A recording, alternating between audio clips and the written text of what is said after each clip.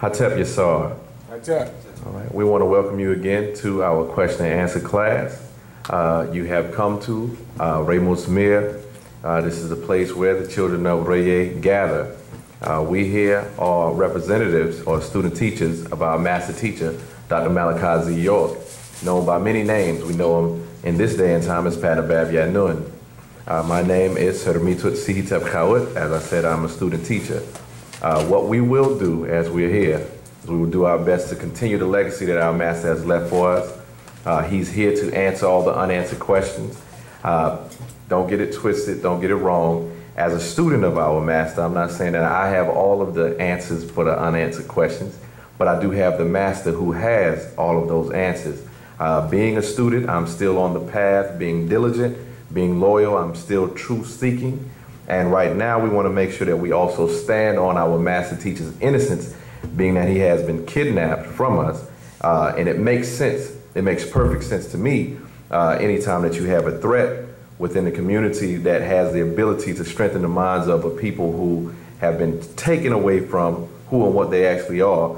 But we need that guidance to be brought back. Once there's a true God there and they start to see the facts of this particular being a God, by seeing people's lives be changed and seeing people's minds be changed, and you start to see that unity. And in that unity, once we put that into motion, as he says that love is an action word, once we've put that into motion, you start seeing some of the things that we did with him and some of the things that we will continue to do as soon as we get him home, because his innocence is a reality, so therefore his freedom is inevitable. So with that all being said, let's go ahead and start the class. Who's got a question? And I'll do my best. All right, Hatep. We're going to start with some of the online questions. Okay. There's a sister, she's from Africa, Cameroon. She's a Christian, and she wants to know, she asked me the question, do I believe in God? And I said, no. She said, well, who is your God? I said, my ancestors. Well, who created them? And she was trying to find out what's our point of origin. Because in the Christian, they all came from Adam and Eve. Adam and Eve came created from God, so that's the point of origin. So she's trying to find out the point of origin of who we think, or who we see as God. Okay. All right. Point of origin. I would say to her, if I was talking to her as well, being that I come from a Christian background, you know, of course, I understand that feeling, that feeling of asking the question to say, okay, you don't believe in God? Oh, now all of a sudden I got this extreme khafaf, or fear, because of the fact of the matter being that what I've been taught within the religion, it has a limit as far as knowledge is concerned. So one of the first things that I try to do whenever I'm talking to Christians, being that that's my background, being that my father's a Baptist preacher, you know, being that that's what I've had to be raised up in for so long, is that we have to start asking the question about the perception that you already have in the God that you were taught about. Our master teacher, what he did, hold on one second, let me get this book. This particular book that I'm holding, I noticed that one of the brothers that came in for the class has this book. What book is that? This is My Brother the Extra-terrestrial. So hopefully the brother, right when I said My Brother the Extra-terrestrial, y'all saw a beautiful cover of the book, you know. But what he did, his sister, our clan mother, asked a question about what he's teaching us, what he taught us during the time of the different schools of religion that we went through. And he says something that's just really powerful insofar as explaining how he went about what he did. So I'll address that. I'll read that in one moment. So on page 28 in the book as well, whenever, okay. So what he did was he started to express to us the idea that was taught to us, or as we say in our language, the opinion or the religious opinion of what or who God is or was according to Christianity, being that we're talking about Christianity. He asked the question, where is God? And when he asked the question, where is God, of course, everybody points up and says, he's up there. And then he says, well, up there where? Right? And he says, well, if he's up there, where is he? They say, oh, he's in heaven, right? And the master teacher explained, well, if you're saying that he's in heaven, then how can you be saying that your God is everywhere but be inside of a particular place? So that means that that particular place has to be larger than he, she, or it is. Because he's confined inside. Exactly. He's confined. So if he's confined, that means the place that he's confined in has to be greater than he himself. Right. Right? And he always explained to us, he said God could do anything except be less than himself. Right? If you're saying, when we use this European power word, God, right? Okay. All of a sudden, once we use that power word, God, that particular word now means so much spooky stuff that they've taught us about. They didn't ask the question of the origin. See, you're talking about point of origin for your soul. You're talking about point of origin for your spirit. You're talking about point of origin for your body, but you're not talking about point of origin for the words that you use that shape the thoughts that you think on a regular, everyday basis. And our master teacher taught us that language is key.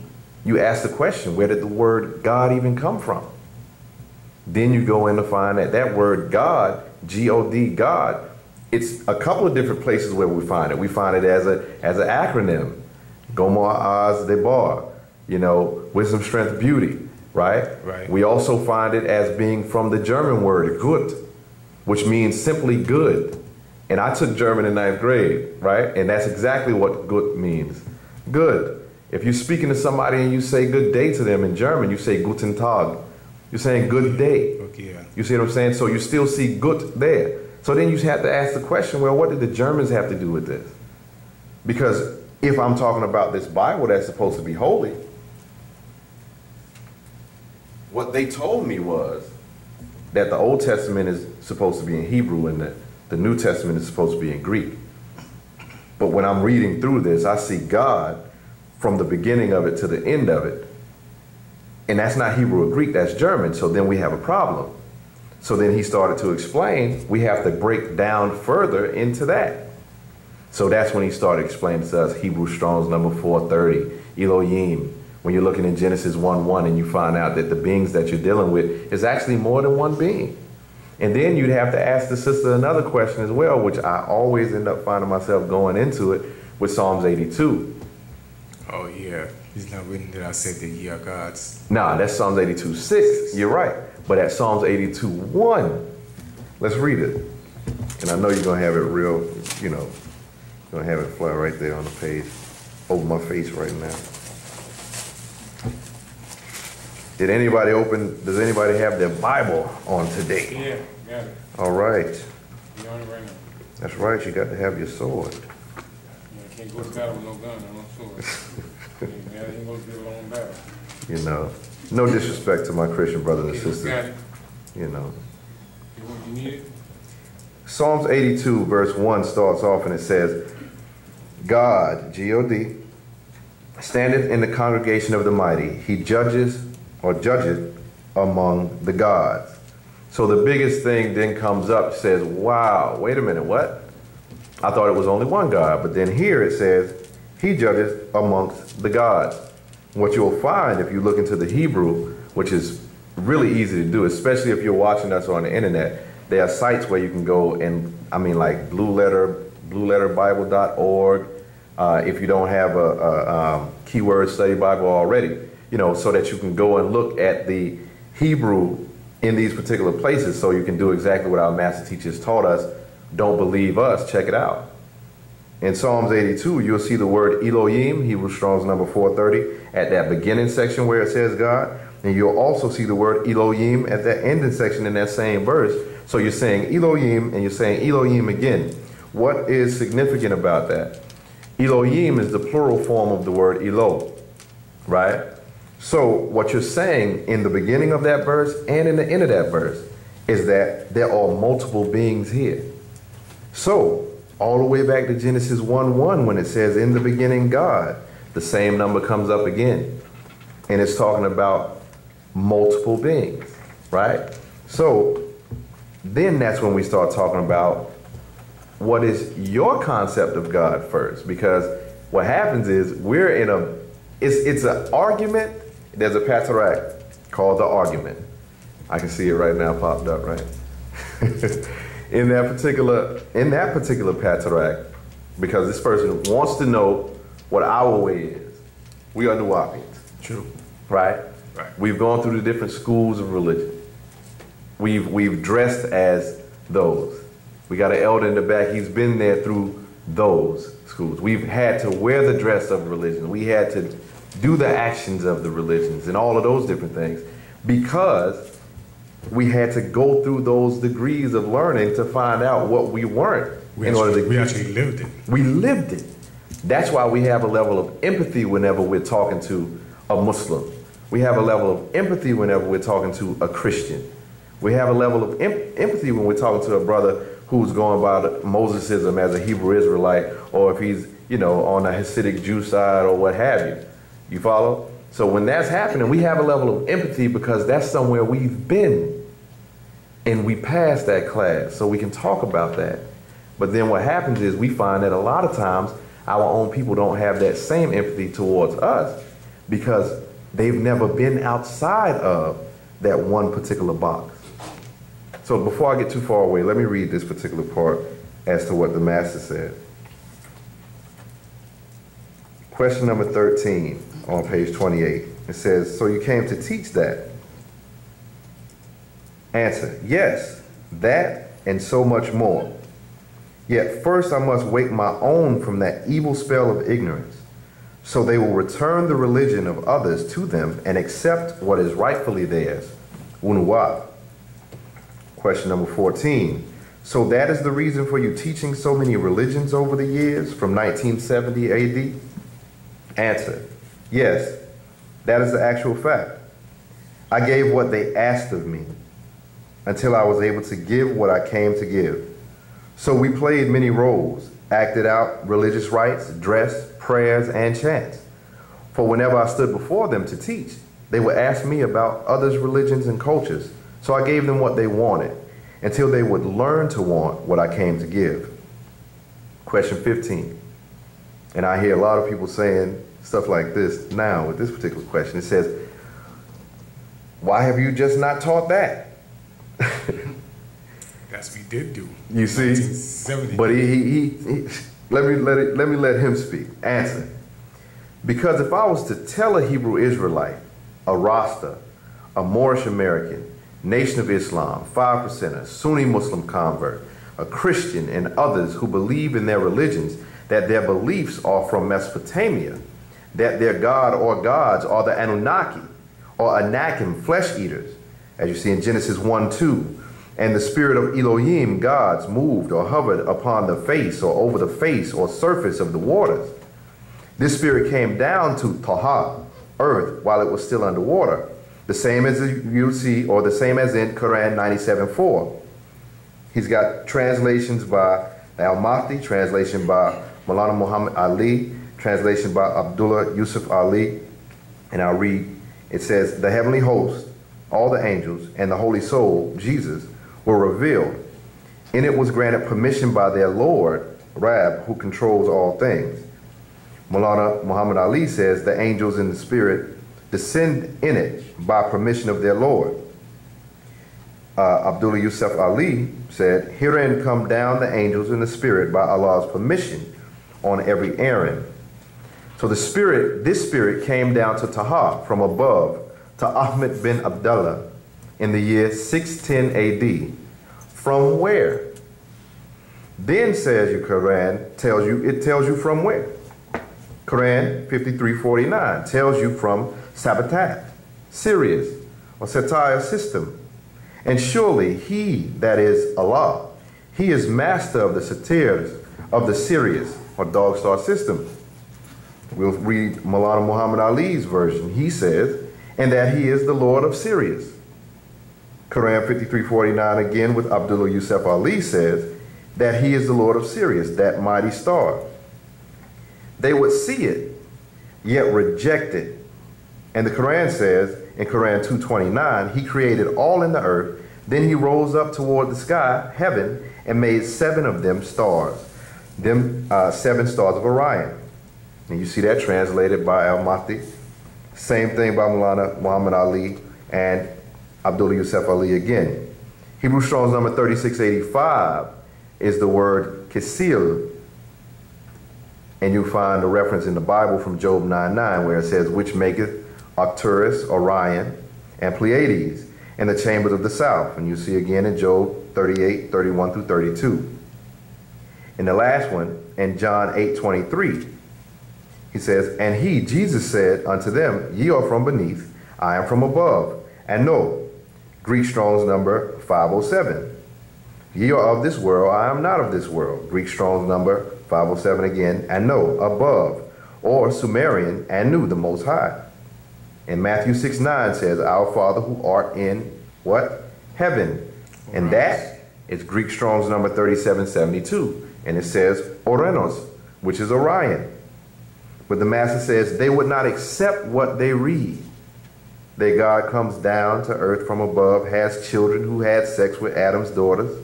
Genesis 6:1 through 4. And in Genesis 6:4 it says that the sons of God saw the daughters of men, that they were fair, and they took them wives of all which they chose, and came again to Tahar, earth. You see him come again in Genesis 11. That's when he came down, causing all the confusion. So what happens is they're asking, where did your God come from? Or where did your people come from? Because they had to have come from God. And when you told them, you know, well, my ancestors, my mother, you know what I'm saying? My mother, that's God. It's funny you said it, because I did say that. I said my mother, my mother is my God, because she created me. Oh, man. I like on, back, and back. Listen, bruh. Excuse me for being informal, but I had a situation like that as well. I was in the barbershop, had my wife with me, my children with me, you know, and we literally was just cracking open the Bible while I was sitting in the chair, getting lined up and all this good stuff here. And they were asking me questions, so I'm just doing my Father's work and doing my best to answer questions with the facts. Sure. Have them open their Bibles or whatever else like that, and I start to see the emotion rise. So I'm like, okay,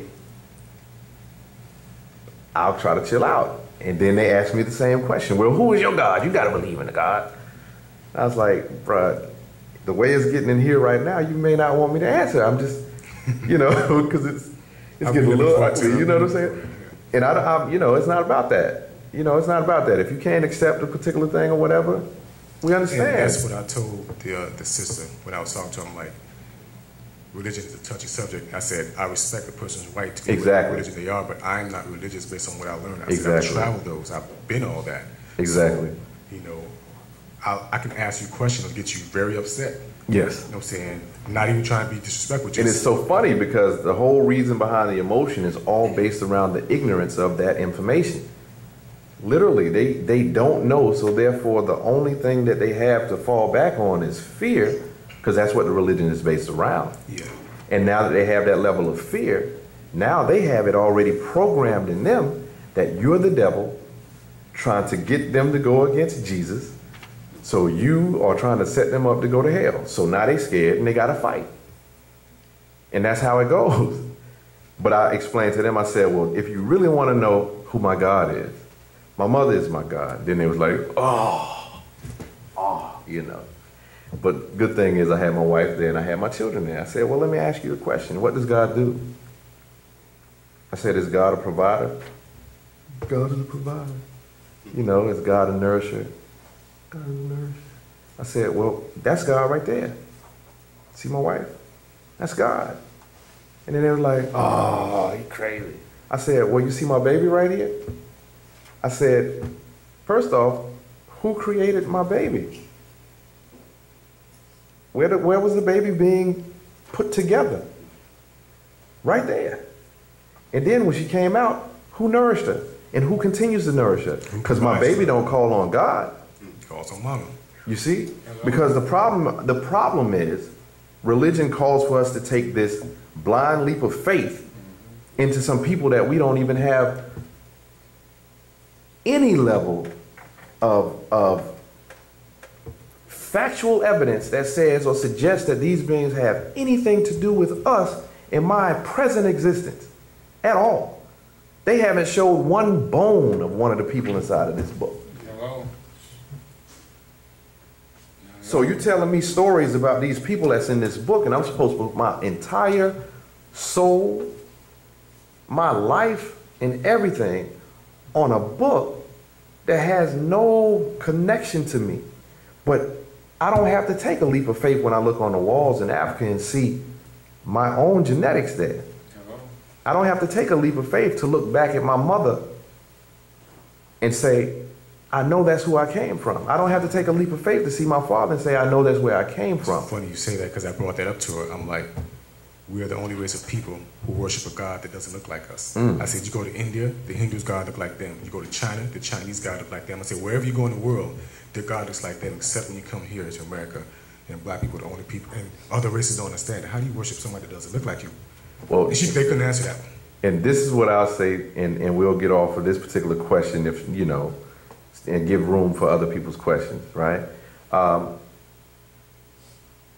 One of our biggest problems as a people, number one, is that we have been separated into individual consciousness, and we think that we are separate from each other, right? When the reality is we're really connected. We're really connected, and we're really parts of that one whole, right? And we being manifestations of the highest vibratory frequency that there is within existence as non-ether beings, we're really that one. And we are that supreme being together, all of us. So the reality is we are God. We are the supreme being. And then, as our master teacher has taught us, the most knowledgeable of those group or that particular people is God.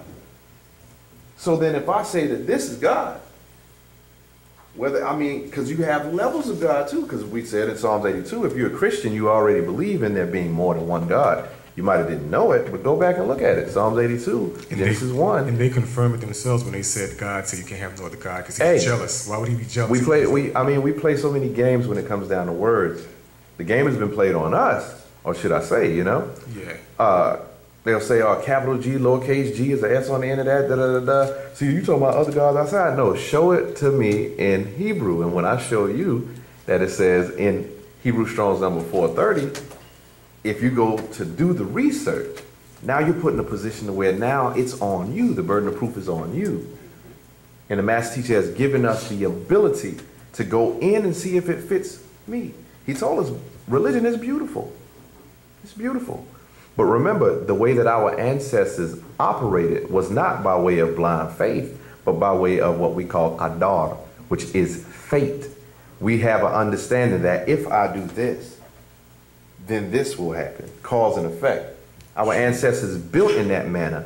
Our ancestors lived in that manner. And we are now being given back our way to live. And that's what we call patarak. And that's what we call Wu-nuwaup as our way, or our hadab, our culture. So hopefully that will suffice to answer that particular question. Any more questions? Hatep, good to see you again. And you came with a notebook. That's what I'm talking about. I've got a question. There's a similarity between the word seraphim and Rephaim. Say R-E-P-H-A-I-M. I was wondering, is there a connection? Okay, so this is what I'll have to say on that. Just hearing them, I know there's a connection insofar as language. I'd have to go and do some more research to find out what both of them mean. We know as far as seraphim, but then Rephaim, I need to just do some due diligence on that before I'll be able to say what the connection is. Okay, because I had heard of a star of Rephaim or something like that. I've heard the name, I've heard the title or what have you, I've heard the attribute, and we've heard and we've seen that seraphim is translated as fiery serpent, but dealing with Rephaim, I need to go and make sure that I have more on that. Hopefully I'll be able to get that done before I come back up after I pass the class over to my good brother Kufu. Okay. All right, but you can go with another question if you have it before I pass the class. Okay. Is Enlil the only God of the Bible, or are there references also to Pleiadians or Draconians as gods in the Bible? Okay. When you said Enlil, you're talking about that one particular being, right? Right. I guess in reference, maybe I guess to Genesis 11 and maybe other places early in Genesis, maybe Genesis 3. Right. Okay. First, just looking at Enlil, whenever you're talking about the majority of what's happening inside of this Bible is happening between two different groups, right? You have Enki, then you have Enlil, and I'm sorry for giving you on my back. I'm sorry. So down the middle, there's a battle between the two of them. And if you ever notice inside of the Bible, you'll have different prophets, right? Some prophets will have a name like, let's say, Daniel, right? And you see that the one that you see on the end of it is El, right? But then you have others whose name might be like Elijah, right? So just by the mere fact that you end up seeing Jah in one sense, or Yah in one sense, and they can both be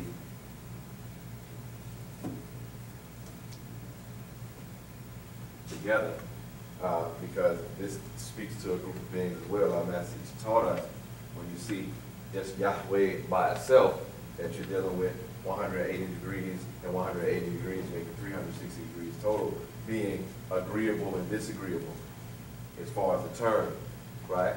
So just seeing that you have prophets that are attributed to El and another prophet attributed to Jah, you already see that there's two different beings that you're dealing with.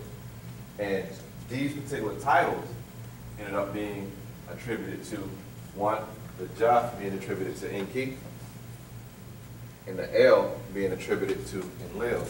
But when you're dealing with Enlil as well, you had to remember Enlil and then his son, Nanar, who was Sin. I got the Strong's number over here. I can go and look it up in a second, but I know the word that goes along with it is kata, which means he who wants to sacrifice and he who needs sacrifice. And I'll double check on that particular part. It's not an attribute as much as in religion. They'll say, okay, sin is the attribute. No. When you see Nanar, his name is Nanar Sin, and his name Nanar means bright one, right? So here you are dealing with Enlil as a father on this side, Nanar and then Nerta over here, and these particular beings are the ones who came down in that Genesis 11 situation. Okay. And for those who aren't familiar, the Genesis 11 situation is saying, when it says, let us go down and confound their tongue, let's go down and confound their language or what have you.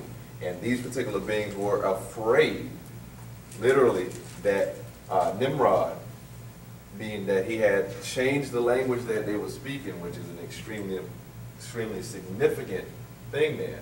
Because the language that, and we spoke on that just a second ago, just talking about the importance of language just a second ago, about how it can trap you into a certain level of thought, right?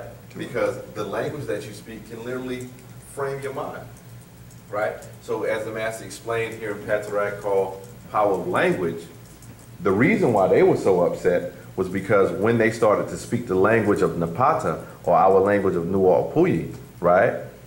It took them off of the same frequency of being able to be controlled by this side. So the battle that you end up seeing was about loyalty to either this side or this side, between those two.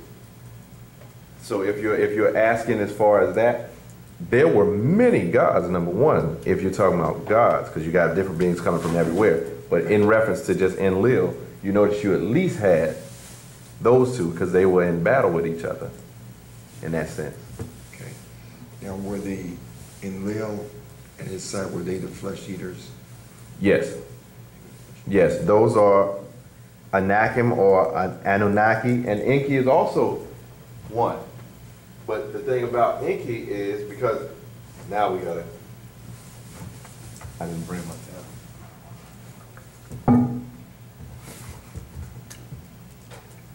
How familiar with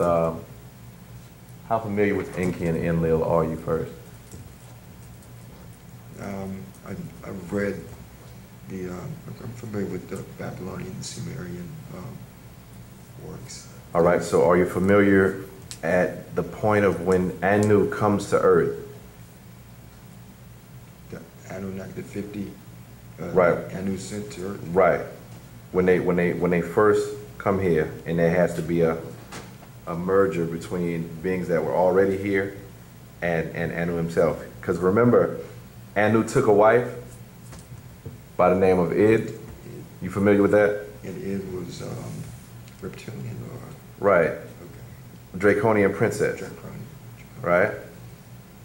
But what we've later found out is that all of these beings are reptilian, just like when you look at this room right now. All the people in this room right now are reptilian too.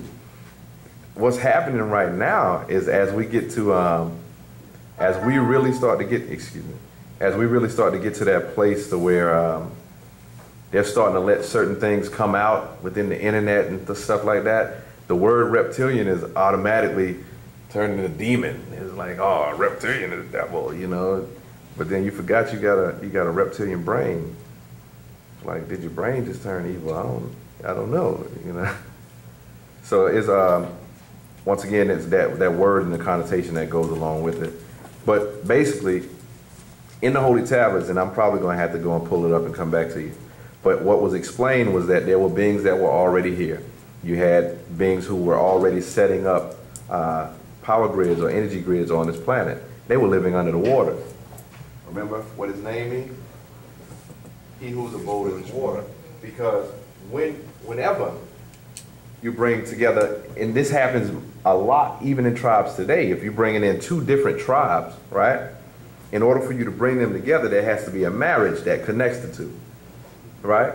And Anu chose, the Anu that's talking about being the father of both of these guys, right? He chose a mate that was already here. Inside of the Holy Tablets, his name was Sidious. His name is also known as Alelu. You follow? And what's happened is his daughter mated with that Anu, and Enki was the firstborn child. Yeah, those beings already here. They weren't the Maldekians, were they? You have Maldekians that were here. You had other beings that were already here. But the thing that I'm going to have to pull up for you is in the Holy Tablets. It's inside of chapter 3. Just so that you'll be able to have that as a reference, that these beings were actually already living under the waters. And there's a difference, if you can recall, because I know you've been coming by often. Everybody got what we have on the board right here? Can I erase it? All right. Wait a minute. Finish your second. All right. The master teacher explained when it comes down to the word reptilians, he told us that you have beings by the title Wu-nuwaupu, and beings by the title Mudganu, right?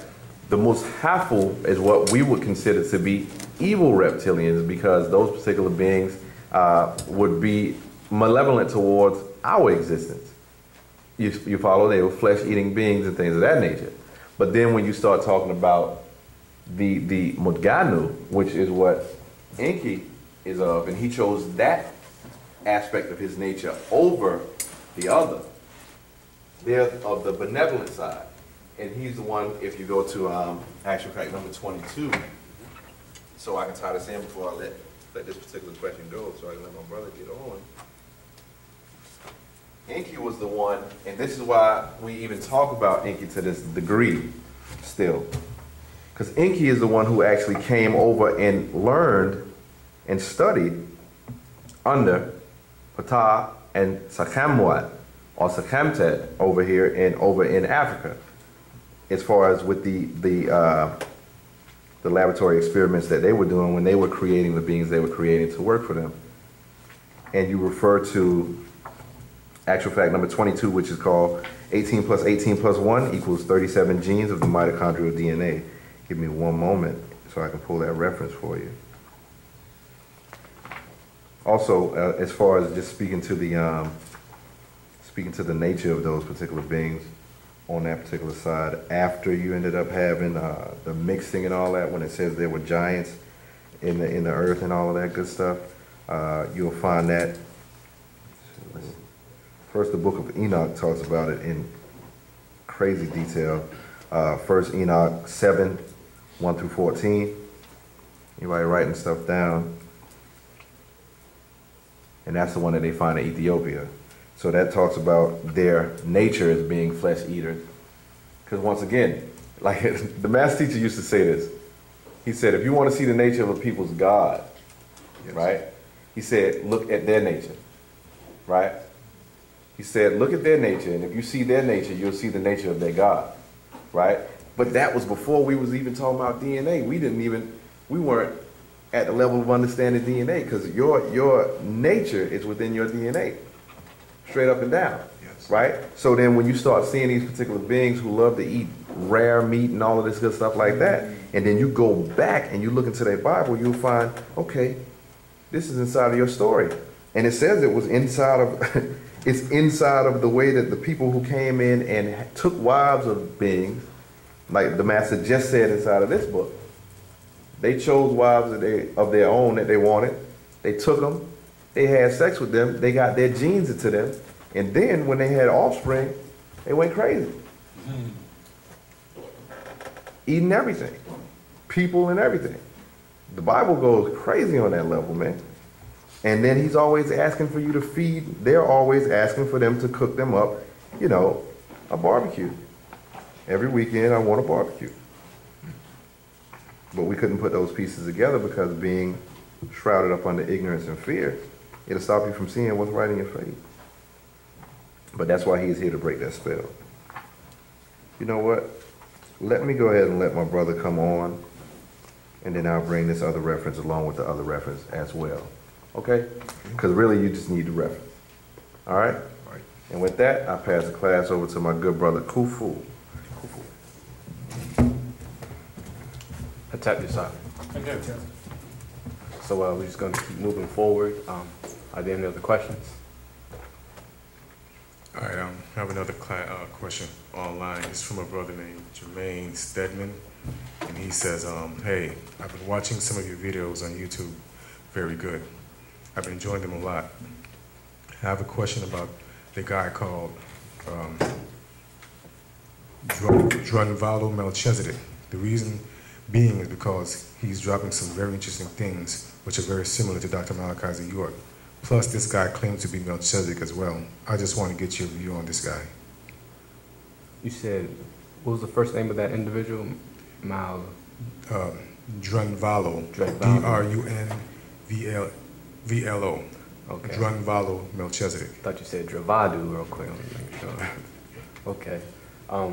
No, to answer your question directly, I have not heard of him in my studies, but it's interesting that you posed the question that he claims to be Melchizedek himself. We're in the year 2014.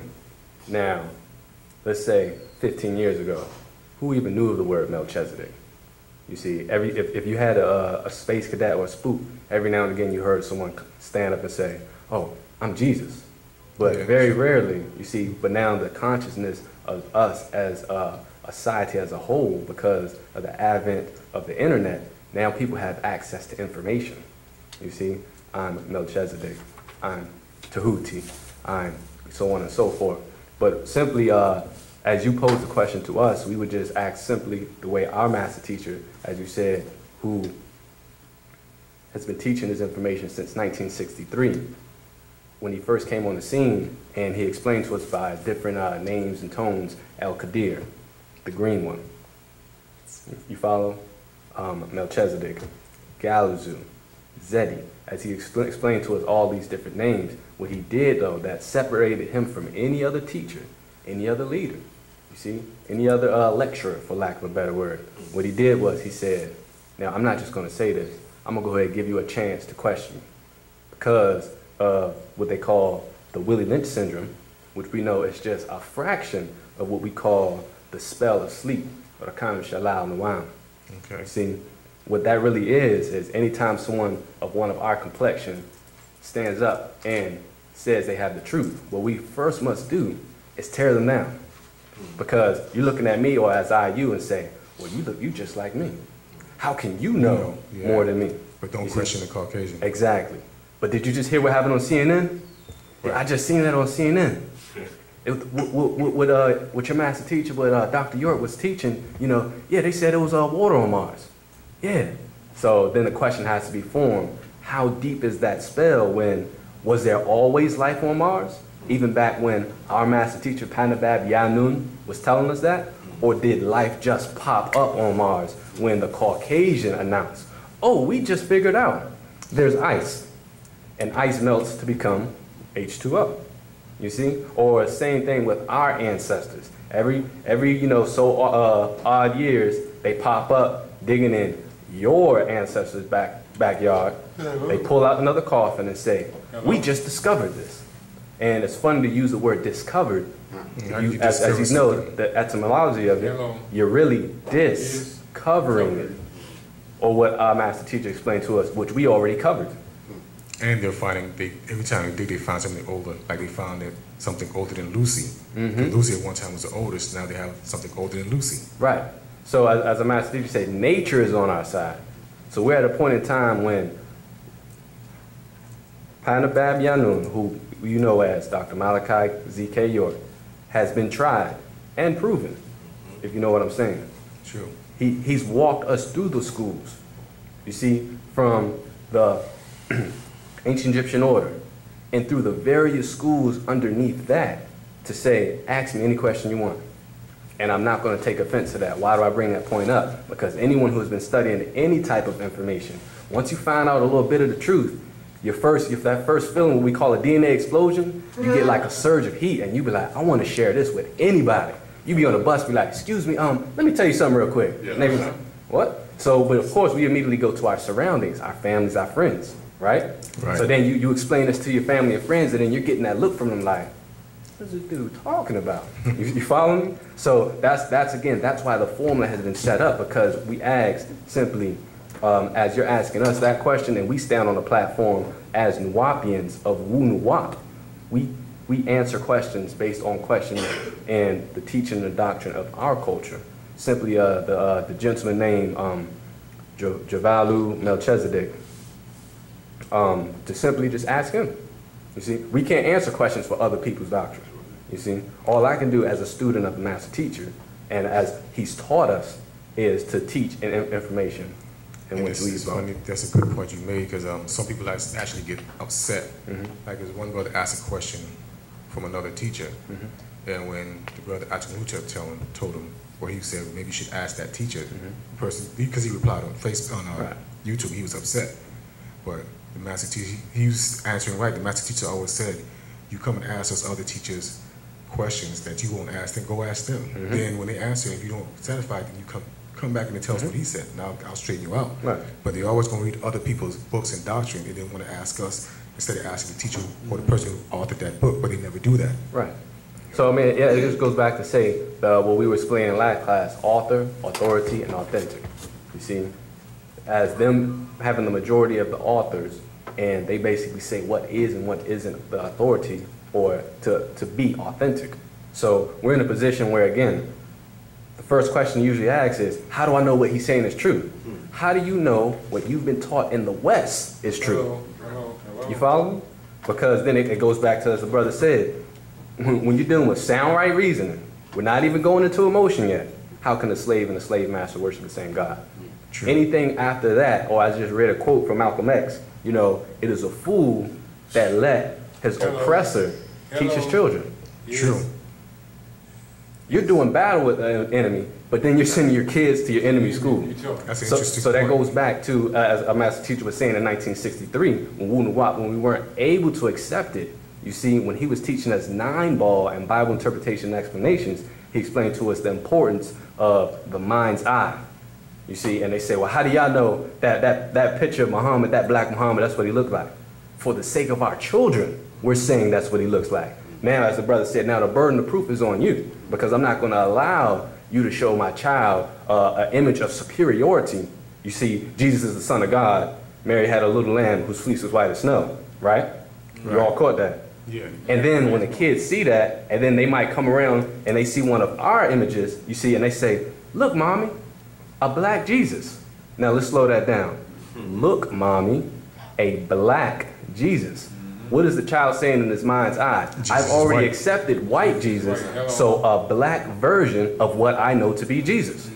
You see, so this is why it's important for our mothers and our sisters and our daughters to always get to our children first before we send them out into this world, because that's always been our plight. It's never changed. You know, what purpose of a master teacher to raise and to, as he says, to raise mentally the mentally dead, the select few of the 144,000. And that 144,000 was always the children. Because same as we would call the devil or the disagreeable one, the evil one, he was always after our children. He was never after us adults. If you're an adult, you're tainted.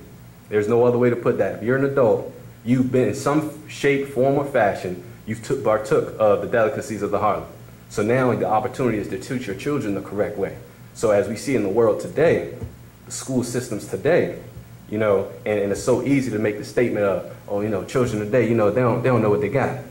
But compare yourself when you were in school and how much distractions did you have versus, you see, now where, you know, I'm on a job and it's hard to stay off my phone. So imagine if you in school and you already bored with this teacher is talking about some Christopher Columbus and you like, I know this ain't dealing with me. Let me go and see what's on Instagram real quick, you see? So it's very easy for the children to get distracted. So that just goes back to the point, you know, that we have to teach our own. And we cannot accept what we call alien or foreign information or doctrines. True. All right. This next question is from a brother named, I think it's Bernardine Evans. He says, Hatep. My name is Evans. He said, I have two questions I want to know. I have two questions. I want to know more about the hair is a form of an antenna. And also, it's also the book. Also the book of the mind's eye. Can you briefly explain about the book and the hair?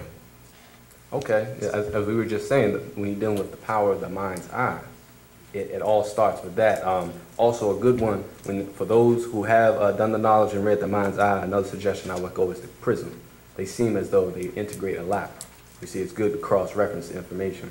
So the mind's eye and the prism, as they explain, you have light, right, and you have sound. So you take information in as light and as sound. Now we're going to focus on our sisters. You see, as the goddess creators, everyone knows it's important to eat the correct foods, you know, when you're going through pregnancies to make sure you have a healthy baby. But as our master teacher went into more detail, said, you also have to be careful of the environment you're in. You have to be careful of what information you're taking in as light, meaning what you're watching, and as sound, meaning what you're hearing as vibrations. Now, when you're talking about light, we know that manifests through the solar rays, through the pupils, and you take that energy in. Every human body is like a matrix. This would explain to us an update. Every human body is like a matrix, and basically your matrix will be calibrated for you, you see, to fit you to grow as a being. So your body structure is no coincidence. You follow? You know, the way how tall you are compared to, you know, the weight that you can put on, you know, your legs to your feet is no coincidence. Same with your eyelids. You see, you have a certain amount of melanin, you see, and then that melanin is in your eyes. You have light brown eyes to dark brown eyes, depending on the mixing. But that shows how much energy, as what we call light or sun rays, you take in. Now you got to follow me on this one. Those who are melanin recessive is who we call Mu-kasu, the Caucasian. They have less melanin, therefore their solar panels cannot take as much sun rays as us. So they teach their own and try to enforce it on us to what? Wear sunglasses, to put on some sunscreen. But again, your body is calibrated as a matrix. So you need to take in a certain amount of sun so you don't become vitamin D deficient. You follow? And it's coincidentally why they always have us working from 9 to 5. And they send our children to school, what, from like 8 to 2, because that's the point in time which the sun is at its peak. And we're not taking in those rays through our eyes to transfer it as energy, and we also take it in through our hair. You see, because when baby's born, a master teacher said this a while ago, you know,